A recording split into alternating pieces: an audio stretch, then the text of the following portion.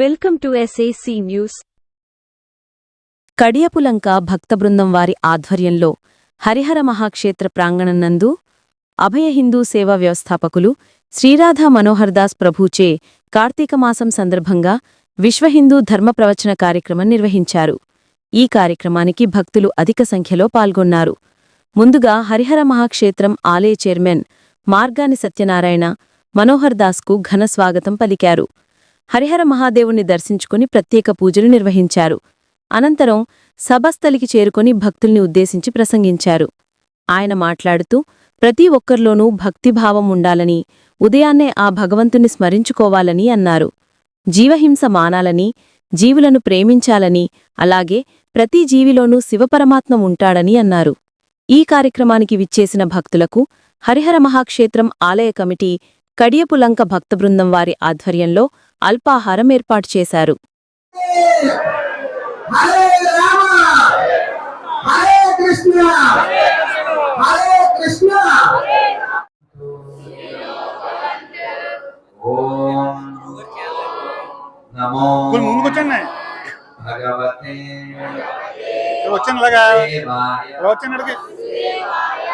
ఓం నమో భగవతే వాసుదేవాయ. ఓం నమో భగవతే వాసుదేవాయ.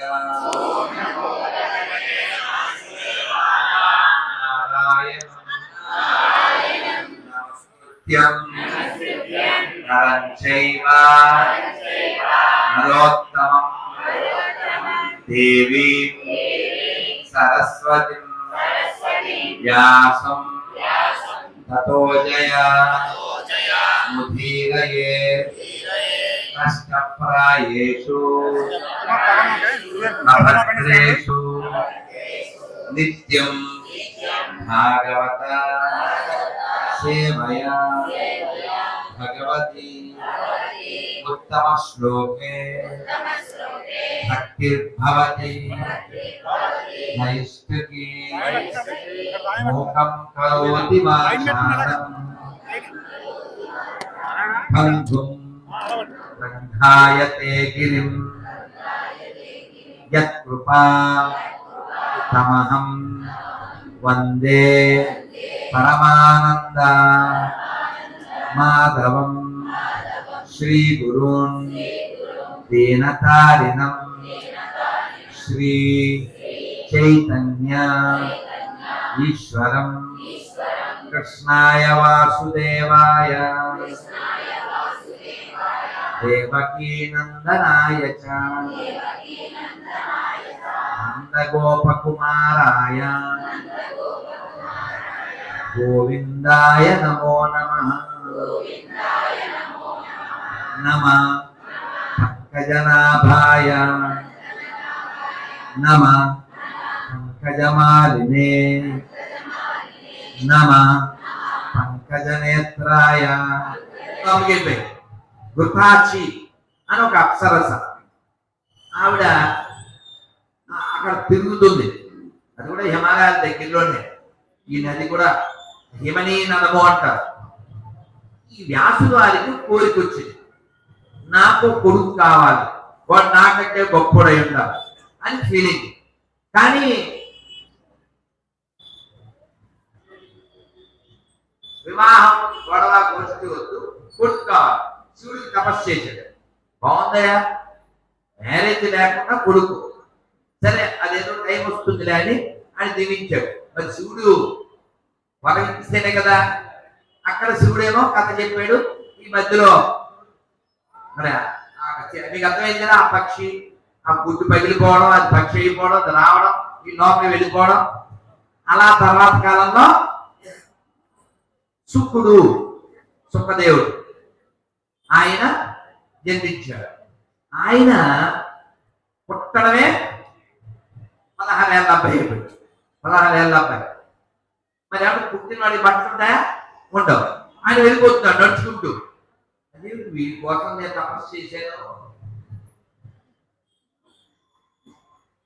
అని ఈ పిల్లవాడు అసలు నా దగ్గర ఉండట్లేదని వ్యాసుని వారు కుమార కుమారయనుచున్ ఆయన వెనకాల వెళ్ళిపోతాడు, కుమార కుమార కుమార.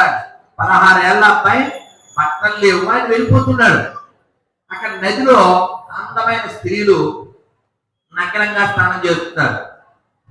ఈ శుకుడు వెళ్ళిపోతుంటే వాళ్ళు అలాగే ఉన్నారు, కదలలేదు. వ్యాసుడు వారు వెనకాల ఎత్తుంటే గబగబా వస్త్రాలు తీసి కప్పుకున్నారు.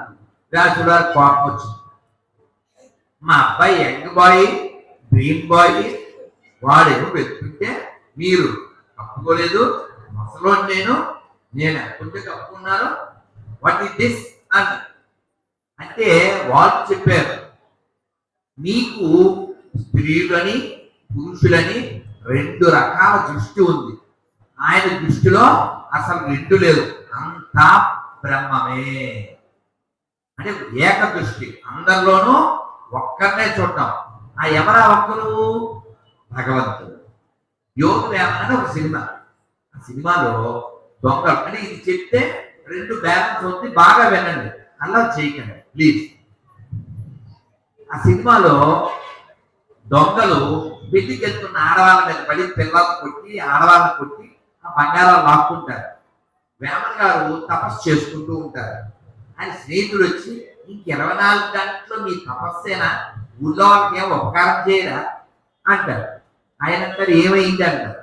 తెలీదా, కడిపలంకలో ఇలా జరిగింది అంటారు. ఏమైందంటే ఇదిగో ఇలా ఎలా ఎత్తుకుపోయారు. ఆయన మన శక్తి కదా, ఈ బంగారం ఎత్తుకుపోయిన వాళ్ళందరూ ఓపెన్ చేస్తారు. బంగారం ఉండాలి కదా, అది అలా ఓపెన్ చేయగానే ఆ పెట్టిలో ఓ దాంట్లో కప్ప, ఓ దాంట్లో మంటగబ్బ, ఓ దాంట్లో పావు, ఓ దాంట్లో తేడు, ఓ దాంట్లో జెర్రీ, వీళ్ళు ఫుల్ వర్రి. అలా టెన్షన్ లో అవన్నీ కుడితే ఈయన దగ్గరికి వస్తారు. ఎవరి దగ్గరికి? వేమన గారి దగ్గరికి వచ్చి బాధగా ముఖం పెట్టి స్వామి అంటారు.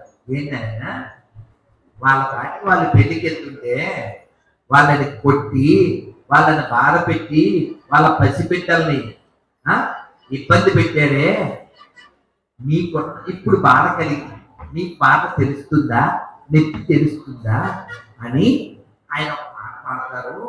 అది ఎంత హృదయానికి అంటే మెల్ట్ అంటారు ఇంగ్లీష్లో, కరిగిపోతాం. ఆయన చెప్తారు వాస్తవం, మీరు ఎప్పుడు గుర్తుపెట్టుకోండి, అది గొప్ప ఉపదేశం.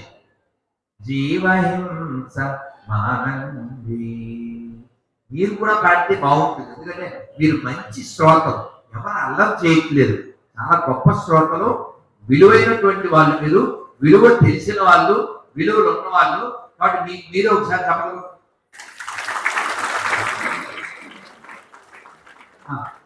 మీరు ఈ కీర్తన, ఈ చిన్న పాట, కానీ దీని అర్థం చాలా గొప్పది.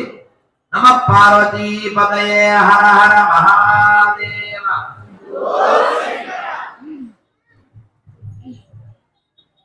జీవహింస మానంది. తీయగా పాడితే గొప్ప. జీవహింస మానంది. జీవుల మీ వలె ప్రేమించండి.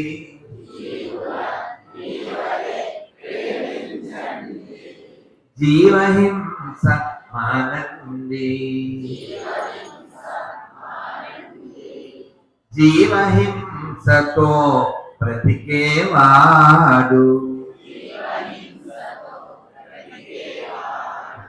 శివుని మెప్పు కనలేరండి.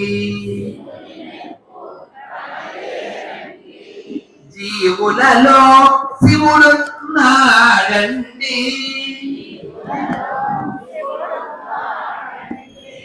జీవులలో శివుడున్నాడండి.